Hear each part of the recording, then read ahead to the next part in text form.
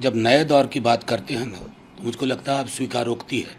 पुराना दौर सचमुच में जाने वाला है, जो जुमलेबाजी का दौर था।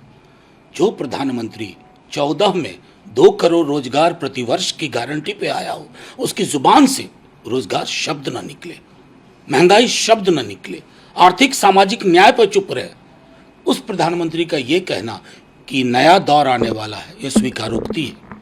देश की राजनीति करवट ले रही है। बदलाव 4 जून से होगा और वो बदलाव संविधान के पक्ष में होगा, युवाओं के रोजगार के पक्ष में होगा, सामाजिक सौहार्द के पक्ष में होगा। जहां नफरत की नुकीली दीवारें खड़ी कर दी गई हैं 10 वर्ष में, तो प्रधानमंत्री जी इस कन्फेशन के लिए आपका थैंक यू वेरी मच। कह रहे हैं कि पिछले 24 साल से मैं गालियां सुन रहा हूं और मैं अब गाली प्रूफ हो चुका हूं। कौन सी बात करते हैं, झूठ बोलते हैं सुबह शाम। किसने गाली दी? अरे आपको कोई गाली देगा तो उठा करके, आप तो बिना गाली के उठा के जेल में भेजने की धमकी देते हो। यहाँ तेजस्वी जी ने आपके लिए कभी अशोभनीय शब्द का इस्तेमाल किया? धमकी दे रहे हैं कि जेल भेज देंगे। आपने सबको एक एक करके गाली दी है। मुजरा क्या है? आभूषण है। मटन, मछली, भैंस खोल लेगा, मंगलसूत्र छीन लेगा, बिजली काट देगा, टोटी उखाड़ लेगा। ये क्या? ये प्रधानमंत्री की भाषा है। कोई नहीं गाली दे रहा प्रधानमंत्री जी। आपको सपने में वो ख्याल आते हैं वो जो दिन भर आप खुद करते रहते हैं। उन्होंने कहा कि रिजर्वेशन इस चुनाव का की इशू है और आप लोग वोट बैंक की पॉलिटिक्स करते हैं ऑपोजिशन। मैं प्रधानमंत्री जी की अब ऐसा बोलने लगे हैं, किसी बात को गंभीरता से नहीं लेता हूँ। रिजर्वेशन खत्म करने में प्रधानमंत्री जी आपकी महती भूमिका है। आरक्षण के अंदर 15-16 जो संविधान की धारा है, सरकारी नौकरी में आरक्षण है। आपने सरकारी नौकरियां कितनी दी है? आरक्षण तो यूं ही खत्म कर दिया। हाँ, आपके लोगों ने तो प्रियम्बल तक बदलने की कोशिश की। मैं सदन में था।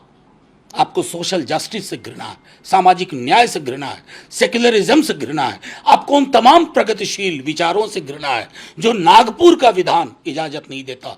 अगर आपको इतनी ही हिम्मत थी ना तो आप कहते बंच ऑफ थॉट के लेखक गुरु जी गोलवलकर से हमारा कोई ताल्लुक नहीं है। आप नहीं कर पाएंगे।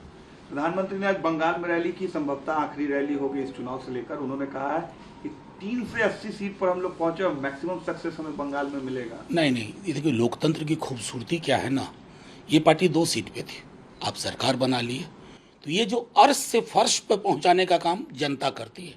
जनता ये समझ गई है कि आपने सिवाय नफरत, घृणा और जुमलेबाजी के कुछ भी नहीं दिया, कुछ भी नहीं दिया। 0 सन्नाटा।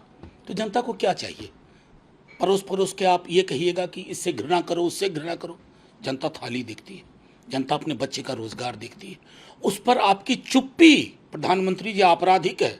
दुनिया का कोई प्रधानमंत्री या राष्ट्रपति इन मौलिक समस्याओं से दूर जा करके भैंस, मटन, मंगलसूत्र नहीं करता और मुजरा नहीं करता।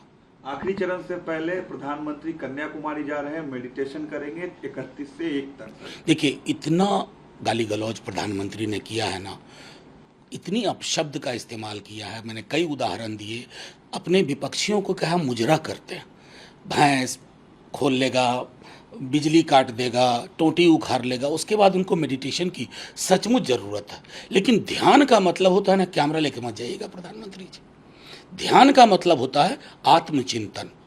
कैमरा लेके गए तो फिर तो कैमरा जीवी है साहब। कैमरा मुक्त मेडिटेशन करिए तो आपको ख्याल आएगा कि बीते पूरे 7 चरण में आपने किस प्रकार की शब्दावली का इस्तेमाल किया।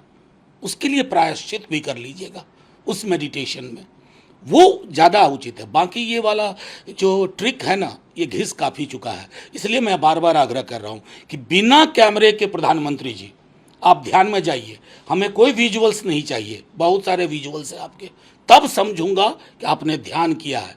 अन्यथा इसको मैं ढोंग और पाखंड के सिवा कुछ नहीं मानता।